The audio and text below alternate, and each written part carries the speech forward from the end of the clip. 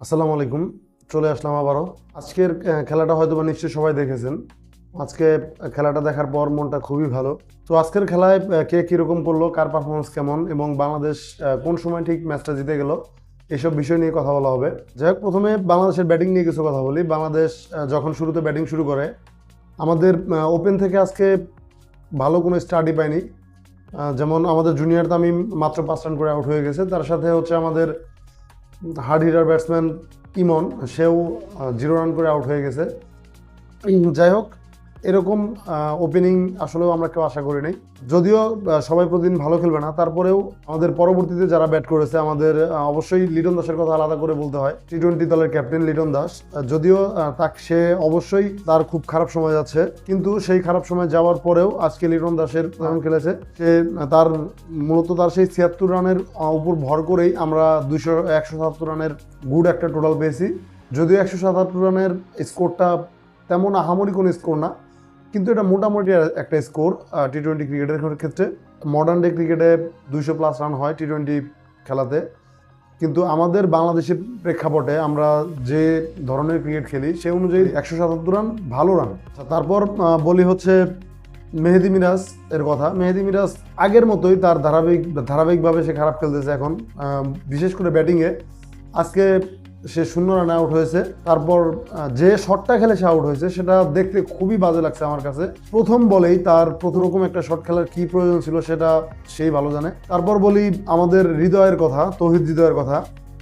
আমি একটা জিনিস বুঝতে পারি না, হৃদয় কি আজকাল সে ওয়ানডে ক্রিকেট খেলতেছে, না টেস্ট ক্রিকেট খেলতেছে, না টি-20 ক্রিকেট খেলতেছে, তার খেলার ধরন থেকে ঠিক বোঝা যায় না। যেমন আজকে তার স্টার্টটা ছিল খুবই স্লো, এবং সে যেভাবে রানটা করেছে খুবই স্লোলি রান করেছে।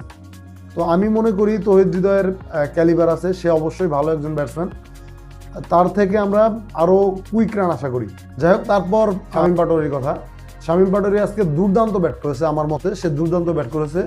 মূলত তার সেই ইনিংসটা 46 রান সম্ভবত করেছে সে। এই 46 রানের ইনিংসটা খুবই ইম্প্যাক্টফুল ছিল বাংলাদেশের জন্য, কেননা সে খুব দ্রুত রান করেছে। আজকে খুব দ্রুত রান করেছে সে।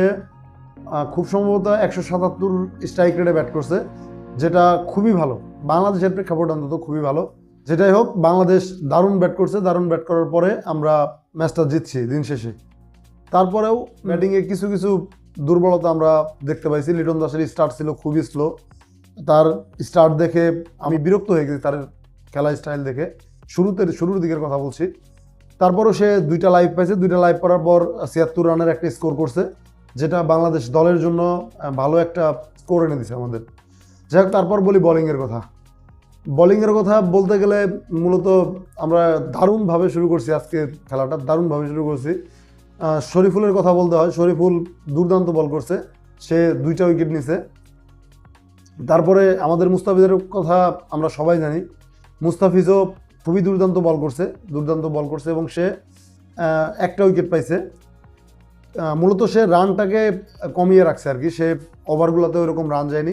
তারপর হচ্ছে আমাদের রিশাদ হোসেন খুবই ভালো বল করছে, সে 3টা উইকেট নিচ্ছে, সর্বোচ্চ উইকেট নিয়েছে আজকে সে। যাই হোক, তারপরও সবাই কেউ 2টো আর একটা করে সবাই উইকেট নিয়েছে, কেউ উইকেট শূন্য যায়নি আজকের খেলায়। যাই হোক, আজকের খেলা দেখে সবারই হয়তো বা মন খুবই ভালো। আজকের খেলায় ব্যাটিংয়ে যে দুর্বলতাগুলো আমরা লক্ষ্য করছি, সেই দুর্বলতাগুলো অবশ্যই আমরা চাবো যে পরবর্তী ম্যাচে যেন সেই সমস্ত দুর্বলতা না দেখা যায়। এবং আরেকটা জিনিস আমি আলাদা করে বলতে চাই, আমাদের শ্রীলঙ্কার প্রথম উইকেটের কথা। শামীম পাটোয়ারির দুর্দান্ত থ্রোয়িংটা খুবই দুর্দান্ত ছিল। থ্রোয়িংটা সে যেরকম দুর্দান্ত ব্যাট করছে, ঠিক সেরকমই দুর্দান্তভাবে সে থ্রো করার পরে ওদের ওপেনিং পার্টনারশিপটা ভেঙে দেওয়ার কৃতিত্বটা মূলত যায় শামীম পাটোয়ারির দিকেই। যাই হোক, আজকের খেলাটা সব মিলিয়ে আমাদের খুব ভালো লাগছে, আমরা সবাই এনজয় করেছি। দিন শেষে দেখা গেছে আমরা শ্রীলঙ্কাকে প্রায় 100 রানও করতে দিনে আজকে আমরা 94 রানেও তাদের অল আউট করে দিয়েছি। আমরা চাবো পরবর্তী ম্যাচটা যেন এরকম দুর্দান্তভাবে আমরা আবার জিততে পারি এবং সিরিজটা নিজেদের করে নিতে পারি, এটাই আমাদের আশা। সবাই ভালো থাকবেন, ধন্যবাদ।